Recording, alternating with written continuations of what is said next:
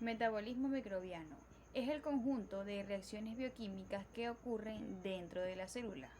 La fuente de energía, que será la luz para unos o un compuesto químico para otros en conjunto con los nutrientes, serán utilizados en el metabolismo para obtener energía y las biomoléculas necesarias para la vida, permitiéndole al microorganismo crecer, moverse, nutrirse, relacionarse y hacer su vida.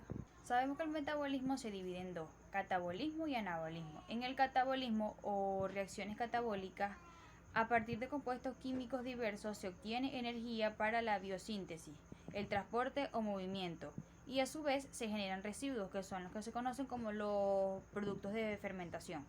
En el caso del anabolismo o reacciones anabólicas, a partir de nutrientes y la energía se produce la biosíntesis de las macromoléculas y otros componentes celulares que son necesarios para vivir y también generar otros organismos.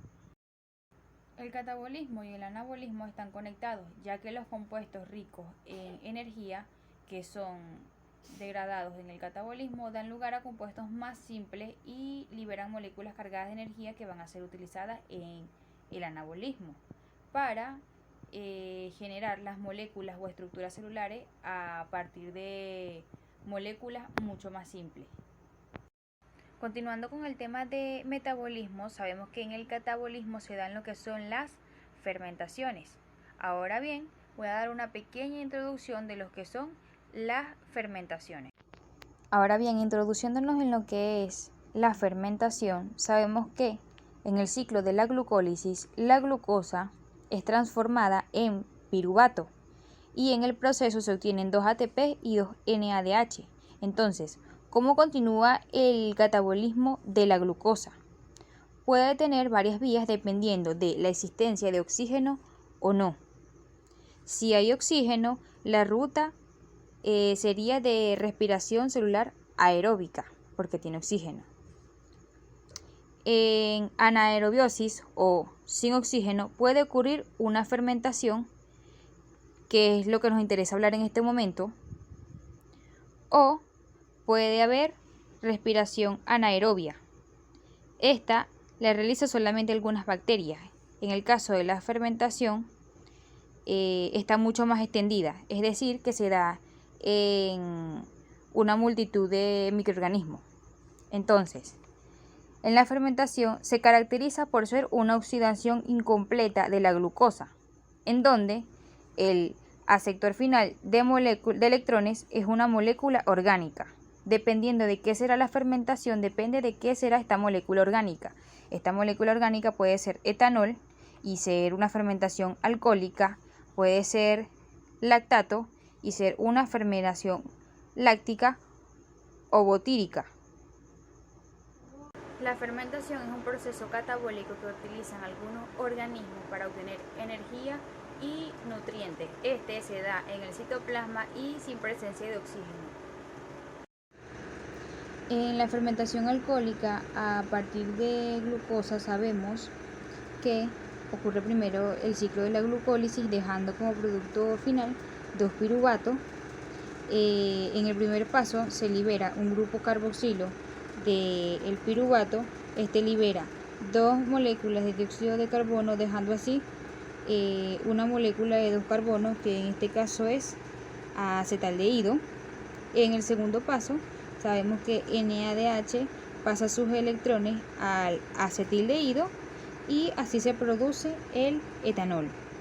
Y así regresa el NADH positivo, que es necesario para mantener la glucosa y a su vez el piruvato. Las levaduras realizan la fermentación alcohólica, que se emplea en la producción de bebidas alcohólicas comunes como la cerveza, el vino, y también son importantes porque están involucradas en lo que es la elaboración del pan. En la fermentación láctica, a partir de la glucosa, el NADH transfiere sus electrones directamente al piruvato, formando así la molécula de lactato. Las bacterias que producen yogur lo hacen a través de la fermentación láctica. Estructura estructura fúngica. La célula fúngica se presenta en 3 tipos de talo: las levaduras, las hifas y los quitrídeos. Al igual que cualquier otra célula eucariota, la célula fúngica posee núcleo, citoplasma, entre otros. Además, posee una pared celular que está constituida de quitina. Los hongos con talo micelar, constituido por un entramado de hifas, crecen a partir de una espora que germina, formando células tubulares alargadas que en algunos hongos tienen divisiones llamadas sectos, los cuales son los que se encargan de delimitar o permitir el paso del citoplasma y sus componentes. En la hifa, la zona de mayor actividad celular es el ápice, que es la parte joven de la hifa, y esta zona contiene una mayor cantidad de organulos. Presenta lo que se conoce como Spitzenkoppel o cuerpo apical, que es lo que le permite a la hifa el crecimiento. La hifa también posee una zona de absorción y es donde hay mayor actividad metabólica. Esta posee una gran cantidad de mitocondrias, ribosomas y retículo endoplasmático. El crecimiento de las hifas es apical y radial. Las hifas van ramificando mientras colonizan los sustratos y van absorbiendo los nutrientes. El micelio crece y da lugar a diferentes estructuras. En estructura fúngica encontramos la estructura reproductiva anamórfica. Reproducción asexual. Esta tiene lugar cuando el medio es rico en sustancias nutritivas y los tipos que existen son: por bipartición. Es cuando divide su núcleo en 2 núcleos hijos. Cada uno se rodea con protoplasma y luego se separa en 2 células hijas. También encontramos el tipo que es por gemación. La célula hija se origina a partir de la yema de su célula madre. Y por último tenemos el que es por esporulación. Se forman esporas que germinan posteriormente. A nivel de estructura fúngica tenemos que empezar por lo que es la célula fúngica, ¿sí? La célula fúngica en este caso está rodeada o está protegida por el polisacárido llamado quitina, que su componente principal es la N-acetilglucosamida. También en este caso dentro de la célula fúngica, dentro de las células del hongo, hay varias cantidades de glucógeno que el hongo utiliza como para su propia nutrición, ¿no? A nivel de las estructuras teleomórficas, es decir, telomórficas, en este caso es el hongo con reproducción sexuada, tenemos en este caso que las gametas son células sexuadas diferenciadas, en este caso que son producidas, y los gametangios son los que la producen, ¿no? A nivel de oosporas, ¿sí? Tenemos que el ogonio, o sea, la célula femenina, en este caso es fertilizada a través del tubo de fertilización por los anterozoides, o en este caso la espora masculina. Entonces, cuando se da la fecundación, produce en este caso esporas inmóviles, ¿sí? Y ahí es donde se da el desarrollo de una espora de manera sexuada. A través de las cigosporas son gimnosporas sexuadas producidas y células diferenciadas producidas por la confusión de gametangios, ¿sí? En este caso, se puede dividir o en este caso clasificar en 2 partes. En este caso el gametangio tiene el suspensor y el gametangio en sí, ¿no? Entonces esa fusión se hace, ¿no? Y ahí es donde se forma la cigospora que va a dar lugar a otra hifa, ¿sí? Eso por un lado, ¿no? A nivel de las acosporas, sí, son las esporas sexuadas contenidas en unos compartimientos llamados ascos, parecido a los tilacoides del cloroplasto, ¿no? Entonces, aquí tenemos las acosporas que van a dar lugar a, en este caso, nuevos individuos, pero se produce, esto es un ascocarpo, ¿verdad?, de los ascomicetos y de manera pluricelular. A través de Saccharomyces cerevisiae, en este caso una levadura, de inmediatamente que se da la cariogamia, es decir, la fusión de los 2 núcleos, inmediatamente ocurre la meiosis, ocurre la división celular para producir otra levadura, ¿no?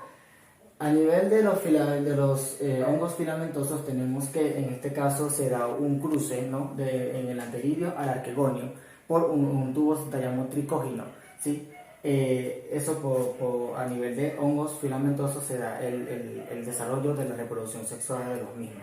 A nivel de los basidiomycetos tenemos las basidiosporas. Las basidiosporas son, en este caso, estructuras de binucleadas, es decir, con dos núcleos, que se fusionan y dan lugar a una estructura llamada basidioma.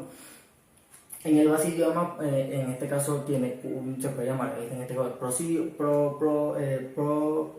probasidioma, ¿sí? En este caso, probasidio, perdón, en este caso, cuando se produce la cariogamia. Luego metabasidio cuando se produce la meiosis y produce estos tubos, ¿sí? Que son los que van a dar lugar a las esporas. Si bien a nivel de las basidiosporas tenemos los basidiomas, también están o los basidiomas y fragmobasidiomas, que algunos tienen forma de tenedor y pueden producir de 2 a 4 esporas a nivel de forma sexual. Esto es por cambios morfológicos de la hifo. Y por último, en este caso, a nivel de las laminillas, ¿sí? Tenemos una seta donde esta es la volva, este es el pie o epíteto. En este caso, este es el sombrero y debajo del sombrero están las laminillas. Las laminillas con los basidios, en este caso, que van a dar lugar a la producción de las esporas a través de estas estructuras llamados basidiomas, y en este caso, como dije anteriormente, puede cambiar a holobasidiomas o fragmobasidiomas dependiendo de cómo sea su desarrollo y cómo sean los números de tubos que van a dar lugar a las esporas como tal. A nivel de ciclo de Krebs, recordemos que es una ruta metabólica que viene después de la oxidación de la glucosa a piruvato. Ese piruvato pasa por un proceso de acetilación y luego, en este caso, se le une una coenzima y ahí donde entra el ciclo de Krebs. ¿Qué es el ciclo de Krebs? Es una ruta metabólica de 8 reacciones consecutivas, ¿sí? Donde van pasando 8 reacciones en cada enzima, ¿verdad? Y un proceso de oxidación-reducción. ¿Para qué? Para producir ATP, y en este caso, que es la molécula de energía que utilizan los microorganismos para poder, y no solamente los microorganismos, sino también todos los seres vivos, para poder hacer nuestras actividades, igualmente con los microorganismos. Por otro lado, la biosíntesis de lípidos, en este caso los seres vivos y en este caso los microorganismos, utilizan tanto la síntesis de lípidos como reservorio de energía, ¿sí? Llámese lípidos simples o lípidos complejos para luego metabolizarla y utilizarla en forma, en este caso, de ATP y en conclusión de energía. En este caso participan las bacterias nitrificantes y desnitrificantes, y aquí las bacterias sulfatoreductoras para los ciclos de los nutrientes que son esenciales para el desarrollo de una planta. A nivel de biodegradación tenemos que es la descomposición de un material en CO2, metano, agua y complejos orgánicos. Acá es una estructura de celulosa y un pigmento, que en este caso sería el microorganismo, que son capaces de secretar enzimas, y las mismas también son capaces de romper el enlace beta 1,4 que genera la molécula el polisacárido de la celulosa, y luego cuando se rompe se convierte en azúcares, y de allí es donde el microorganismo en este caso obtiene los azúcares y la energía que necesita para hacer sus actividades. En la biodegradación, pues la Facultad de Química de la UNAM están haciendo ensayos con una cepa de pseudomonas que son capaces de degradar en este caso la estructura, ¿sí? Los enlaces de la estructura de la goma espuma. Por otro lado, a nivel de fermentación, tenemos que las fermentaciones son oxidaciones incompletas. En este caso tenemos a la acética, que en este caso es la que se transforma el alcohol etílico en ácido acético, es decir, el alcohol en vinagre. Por otro lado tenemos a la fórmica, que la fórmica es cuando en la familia de Enterobacteriaceae, metaboliza los piruvatos en este caso ácido fórmico. Y la propiónica es donde actúa el CO2, el ácido succínico y el ácido acético, y de todos ellos se genera el ácido propiónico, que es una sustancia corrosiva con olor acre. A nivel de las bacterias tenemos que en este caso las nitrificantes y las desnitrificantes. En desnitrificación el proceso como tal es la reducción del nitrato, del amonio, otra vez en óxidos de nitrógeno y en nitrógeno molecular. Y la nitrificación es el proceso de oxidación de óxidos de nitrógeno o nitrógeno molecular en amonio, y del ion amonio a nitrato y luego a nitritos, ¿no? Las bacterias sulfatorreductoras se conocen por ser capaces de reducir el azufre elemental, en este caso a sulfuro, y luego a producir ácido sulfídrico. Mayormente se encuentran en humedales, en fangos, y en este caso también se encuentran en digestores anaeróbicos compitiendo por el sustrato con las arqueas metanogénicas, y por ello son un problema a nivel de producción de metano. De manera general, las bacterias autótrofas son aquellas que no necesitan producen su propio, o sea, a través del dióxido de carbono toman su fuente de carbono, ¿sí? De forma inorgánica. A nivel de las heterótrofas, sí o sí tienen que necesitar de una materia orgánica como su fuente de carbono. A nivel de micotoxinas, tenemos que las micotoxinas son metabolitos secundarios en condición cuando en este caso los hongos contienen una condición de estrés, es decir, las capacidades de su ambiente, sus condiciones no están dadas, es decir, condición de pH, condición de oxígeno, condición de nutrientes, ¿sí? Hay una condición de estrés. Entonces los hongos en este caso generan unos metabolitos secundarios que son tóxicos. Más bien en este caso también están aspergillus, que generan lo que son aflatoxinas, ¿sí? Que es una micotoxina, una de las más letales, y esto nos perjudica a nivel de los alimentos porque en unas dosis altas son altamente tóxicas para la salud humana.